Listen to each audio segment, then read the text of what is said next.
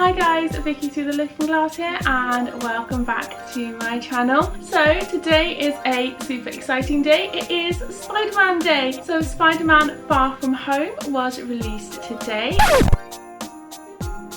And I am super excited to be heading to Cineworld in a moment to go see it. I wanted to go to a midnight showing, but I was in work at 8 o'clock this morning and just didn't think I could hack the late night. We've got tickets booked for this evening, so I am so excited to go see it. Spider-Man has always been one of my favourite superheroes, as you can tell. Spider-Man t-shirt, and my Build-A-Bear even has a Spider-Man outfit. So he's dressed for the occasion. He wasn't a Christmas jumper up until today, but here he is all dressed up, super excited for the film. So before we go, let's check out the trailer. When you botched that spell where you wanted everyone to forget that Peter Parker's Spider-Man, we started getting some visitors. From every universe.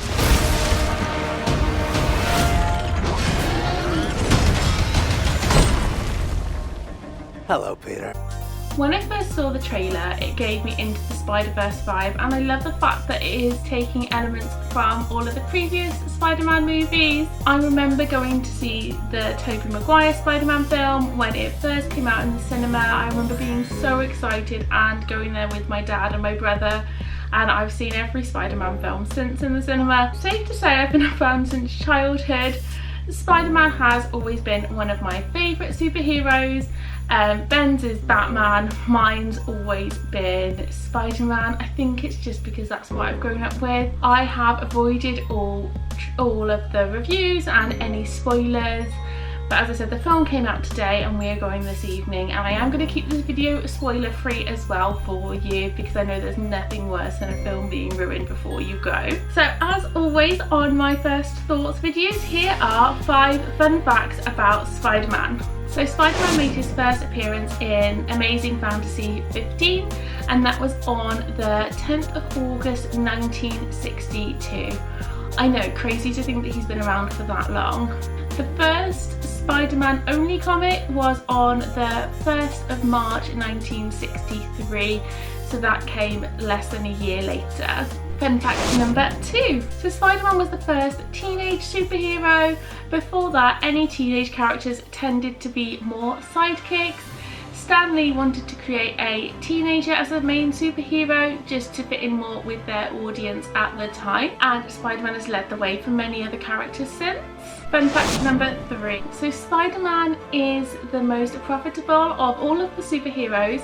So as of 2014, Spider-Man merch hit sales of $1.3 billion US, and that was more than the Avengers, Superman and Batman combined. That literally just blows my mind, how one superhero can be worth more than all of them put together. I mean, who doesn't love Spider-Man? And I think I'm saying so myself. I mean, Spider-Man t-shirt, Spider-Man bear, and then I have other bits and bobs around the house as well. So safe to say I have the Spidey merch, but I also have Batman merch. Fun fact number 4. So the first live action Spider-Man film was released in 2002. This was the one starring Tobey Maguire. As I mentioned, I remember going to see that in the cinema. It was one of the first films to fall under the new 12A rating by the BFCC. So in the UK it previously was just a 12, and when Spider-Man came out it had been amended to 12A. I remember being 11 when it came out, and I was so excited that it changed to 12A, so I didn't have the worry of whether I'd get into the cinema or not. Before then I was always like, do I look old enough? Am I going to be able to get in? So I was relieved on that one. And finally, fun fact number 5. So Tom Holland is the youngest actor to play Spider-Man. He was only 19 when the first Spider-Man film was made. Previously, Tobey Maguire and Andrew Garfield were 25 and 26 at the time of filming. So this version of Spider-Man in the Marvel Cinematic Universe is the closest to the original comics, with it being a teenager. And there's no lying, as much as I love Tobey Maguire as Spider-Man, it's the Spider-Man I grew up with. He definitely doesn't look like a teenager, and looking back now, there is no way that he was in high school. He definitely looks more like he was in college or older. So yeah, I can see this one does definitely feel more in line with the comic books. So that is it for now. I am going to put my coat on and head out to the cinema, and I will check in with you when I am back, and I will let you know my thoughts. As I said, spoiler free, but if you do want to discuss it in detail, then drop me a message on Instagram and I will happily chat Spider-Man all day to you. But I want to make sure this is spoiler free for anybody that wants to watch it and hasn't yet seen the film.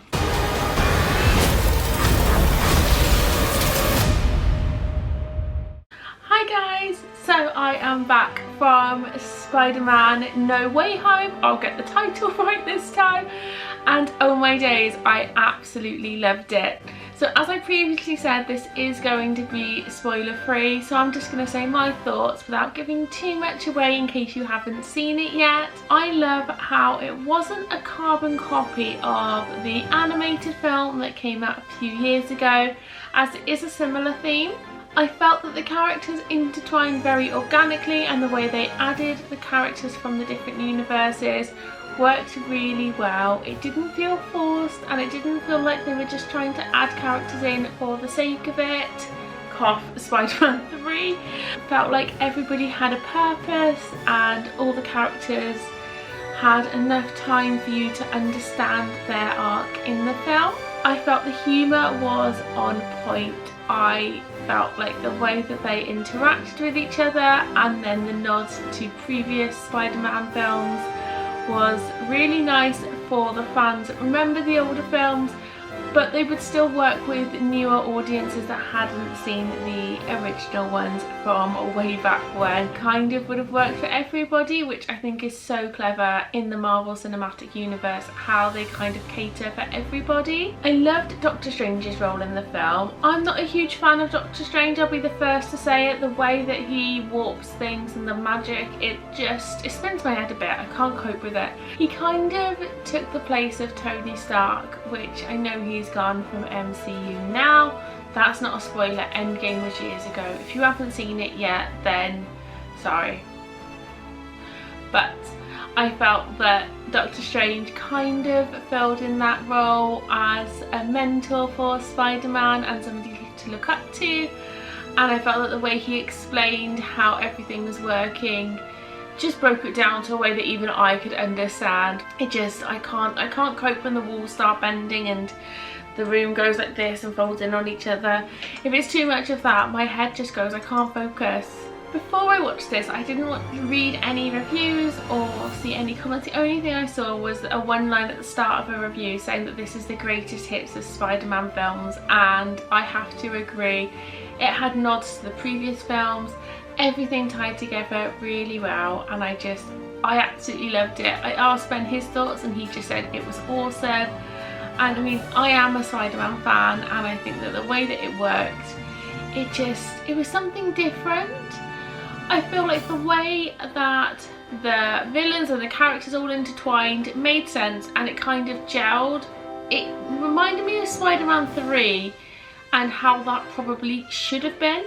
Spider-Man 3 was very messy. There was too many villains, there was too much going on. I didn't have a clue. I was like, why is Tobey Maguire now an emo kid? It didn't make sense.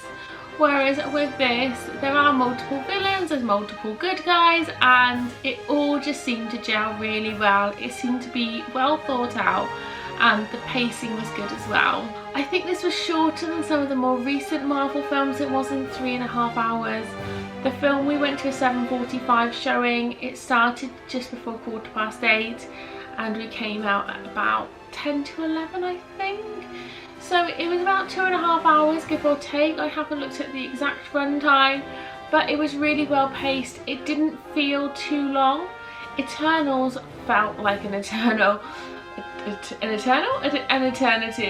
It had a beginning, a middle and an end. It didn't have an end and then a whole new fight scene and a new arc. It just was a beginning, a middle and an end, and it flowed really well from start to finish. The end scenes were really good as well. There's one at the beginning of the credits which was a nice touch to hint at future films, and then at the very end of the credits there was a trailer for another film coming out soon. I won't say any more than that. I'll just say if you do go to see it, don't just watch the end credit scene, wait till the very end of the credits to roll. So that is my first thoughts on Spider-Man No Way Home. It was amazing, I loved it. The details, the characters, the story, everything about it was a big thumbs up from me. I can't wait to see the next Spider-Man film, which I think is Into the Multiverse 2, a sequel to the animated version. I can't remember the exact title, but I watched the trailer the other day when that was released. So that I think will be the next Spider-Man film, and I'm not sure if they've got any more Tom Holland lined up. I got in my head that they signed up for another one when the controversy of this one wasn't going to happen. I've got in my head there's going to be a fourth. I really hope so anyway, because I'm loving this universe. All of the characters I'm rooting for, and yeah, I can't wait to see what happens next.